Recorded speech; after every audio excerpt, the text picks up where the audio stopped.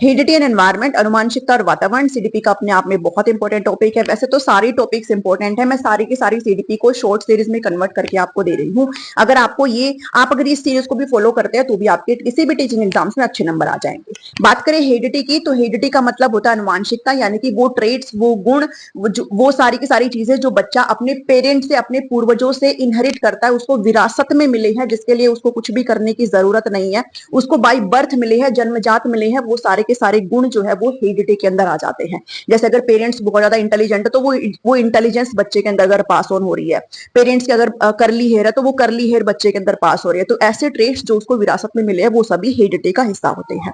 So this is heredity. Environment का मतलब होता है अपार्ट फ्रॉम हेरिडिटी, अनुवांशिकता को छोड़ करके जो उसका सराउंडिंग का जो सम टोटल है वो उसके एनवायरमेंट का हिस्सा हो जाता है, जो कि बच्चे को अफेक्ट करता है, उसके डेवलपमेंट को प्रभावित करता है।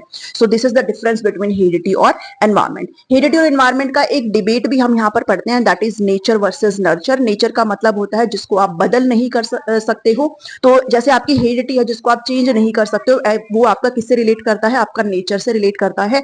एंड एनवायरमेंट आपका रिलेट करता है नर्चर से। नेचर का मतलब होता है कि वो आपका, आप उसको बदल नहीं सकते, वो आपका स्टेटिक होता है, जबकि नर्चर जो है वो आपका डायनेमिक होता है, वो आपका परिवर्तनशील होता है, क्योंकि आप जिस भी पर्टिकुलर एनवायरमेंट में जाएंगे उसी तरीके का असर जो है बच्चे के ऊपर देखने को मिलेगा। जो नेचर है यानी कि जो हेरिडिटी है वो बच्चे की नींव को बनाता है, उसका बेस बनाता है, उसका पोटेंशियल कहीं ना कहीं डिसाइड करता है, और बच्चे का टोटल डेवलपमेंट किस तरीके से होगा वो डिसाइड करता है बाद में वो किस एनवायरमेंट के अंदर बच्चा जो है वो फल फूल रहा है।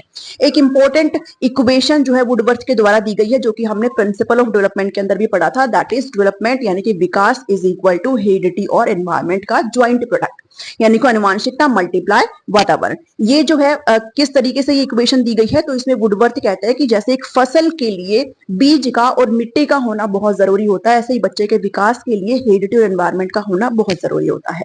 तो ये इक्वेशन वुडवर्थ के द्वारा दी गई है।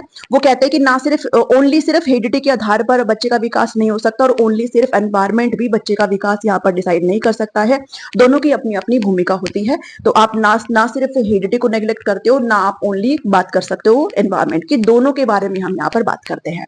So this is all about heredity और एनवायरमेंट, जो कि आपको पढ़ना है। नेक्स्ट शॉर्ट्स में मैं आपको डिस्कस करके दूंगी लॉज ऑफ हेरिडिटी यानी कि अनुवांशिकता के नियम।